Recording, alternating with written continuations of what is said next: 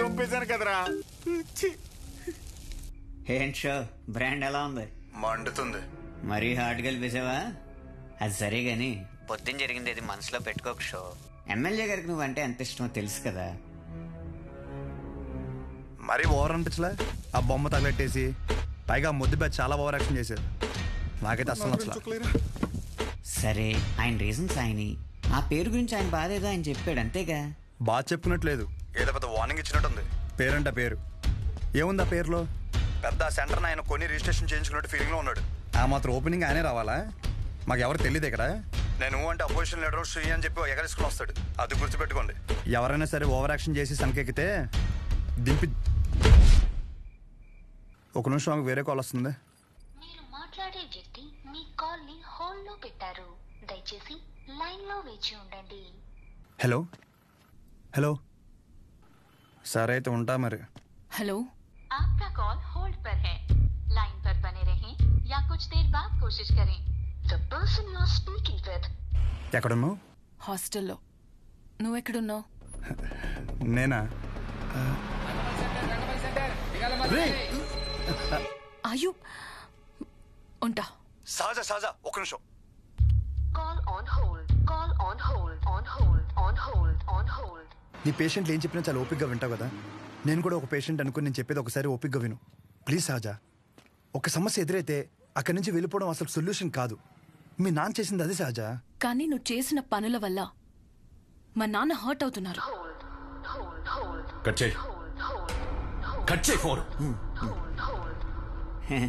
ఎవడైనా మనం ఫోన్ చేస్తే అవతలని హోల్డ్లో పెట్టి వణికిపోతా మన కాలెత్తేవాడు. ఈడేంటో మనల్ని హోల్డ్లో పెట్టాడు. అయినా ఇందులో వాడి తప్పేం లేదు. నేనే తమ్ముడికి ఇంకొంచెం అర్థం అయ్యేలా చెప్పాల్సింది. సరే, ఈసారి నేను ఆయన హట్ అవ్వకుండా ఏదో ఒకటి ట్రై చేస్తా. నన్ను నమ్ము ప్లీజ్. అర్థం చేసుకో. ఒకవేళ కుదరలేదనుకో, ఈ ఊరి నుండి పర్మనెంట్గా నీ దగ్గరికి వచ్చేస్తాను. ప్రామిస్. సరే ఉంటా. ఒకసారి నవ్వచ్చు కదా. ఉంటా.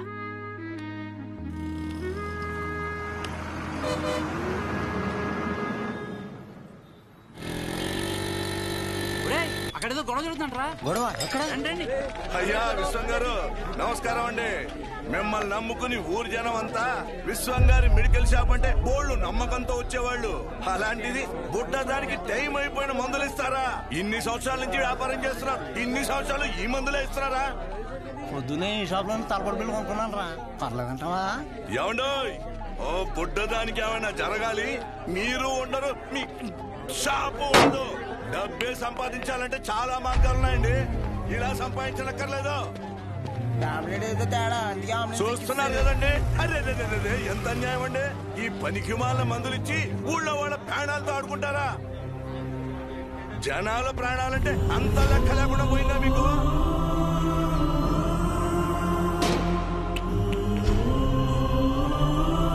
మిమ్మల్ని ఆ దేవుడు కూడా క్షమించడండి.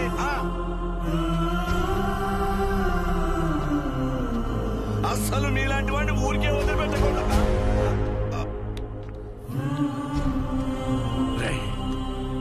వద్దురా, వద్దు.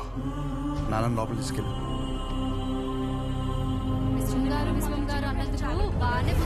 ఇప్పుడు నేను షాప్కి వెళ్ళాను బాబు. ఇలాంటి అనుకోలేదు. జాగ్రత్తగా ఉండాలి.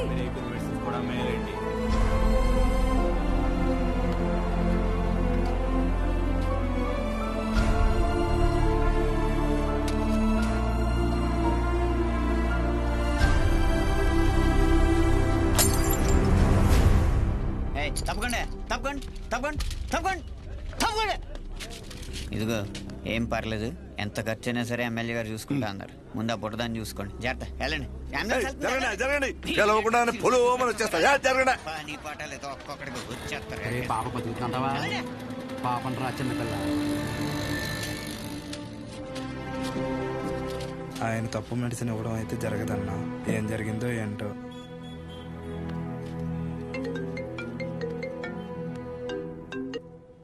ఏంటి తమ్ముడు, షాప్ లేదో రచ్చయిందంట? రోడ్డు మీద అలా కూర్చొని టాబ్లెట్స్ ఏరుకుంటుంటే నచ్చట్లేదు తమ్ముడు. నువ్వు అన్నావంట కదా పేర్లో ఏముందని, దాని గురించి పడి చచ్చిపోతున్నాడని. 20 సంవత్సరాల నుంచి మీది మంచి పేరున్న మెడికల్ షాప్ కదా, మళ్ళీ తిరిగి అదే పేరు తెచ్చుకో, అప్పుడు అర్థం అవుద్ది నీకు. ఒక్కసారి పేరు పోతే తిరిగి రావడం ఎంత కష్టమో అని. మీ నాన్న ఖాళీగా ఉండి ఏం చేస్తానులే, నా దగ్గరికి పంపించేయి, ఏదో పని చెప్తాను. సరేనా, ఉంటా.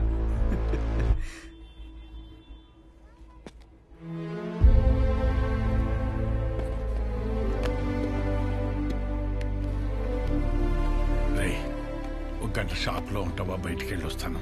ఎక్కడికి నాన్న? ఆ పాపను ఒకసారి చూసి వస్తాను. మా వాళ్ళు అక్కడే ఉన్నారు నాన్న. పాపకి బాగానే ఉందంట. మిమ్మల్ని ఇంట్లో డ్రాప్ చేసిన తర్వాత నేను వెళ్ళి చూసి వస్తాను. ఇంటిగా? ఇప్పుడు దేనికి రా? మీరు పదండి నాన్న, కావాలంటే మళ్ళీ వద్దాం.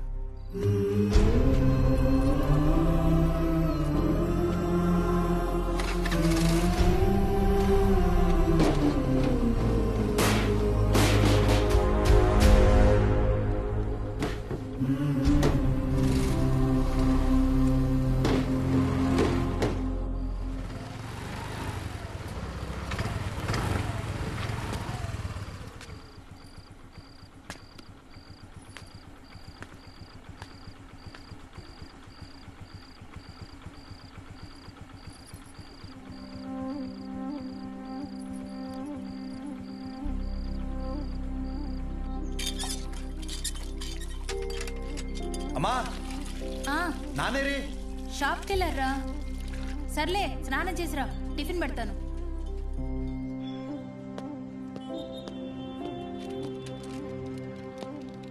నానా బాక్స్.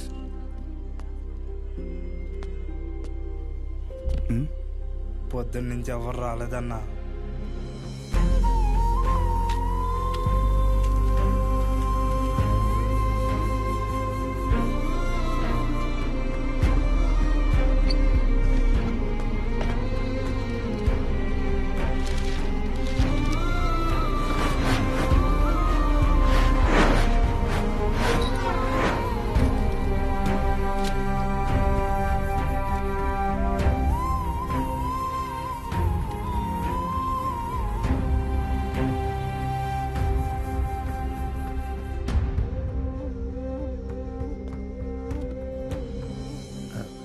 తినచ్చు కదా.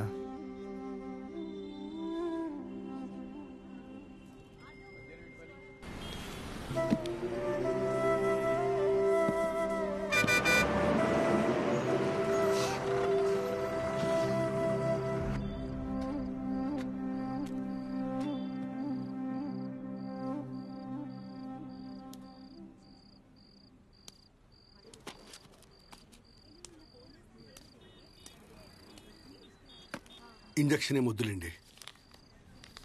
మీకు ఇవ్వాల్సిన 50 రూపాయలు ఇద్దామని వచ్చాను.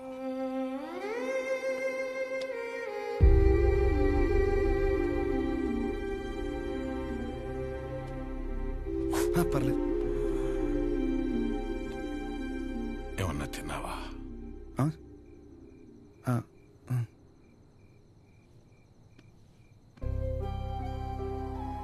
నువ్వు పుట్టిన 5 ఏళ్లకి షాప్ పెట్టానురా.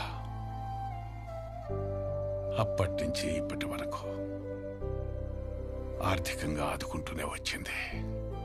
ఊరందరికీ చుట్టాన్ని చేసింది. రోజు పొద్దున్నే వెళ్ళి షాప్ ఓపెన్ చేసి కౌంటర్లో కూర్చోకపోతే ప్రాణం నిలకడగా ఉండేది కాదు. దాన్ని ఎప్పుడూ వ్యాపారంగా చూడలేదు, ఒక బాధ్యతగానే చూశాను. కానీ ఈరోజు అలా ఖాళీగా కూర్చోటం నా వల్ల కాలేదురా.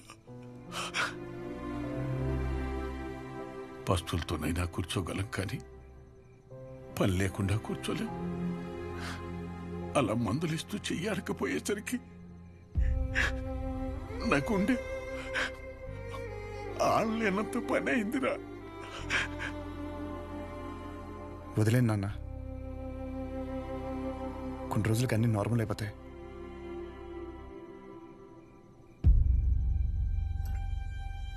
కష్టం రా.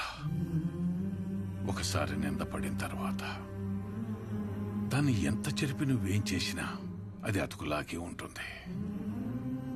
దానికి తోడు మన మనుషులు ఎలాంటి వాళ్ళంటే నువ్వు 20 కాదు 30 సంవత్సరాలు మంచి చెయ్యి.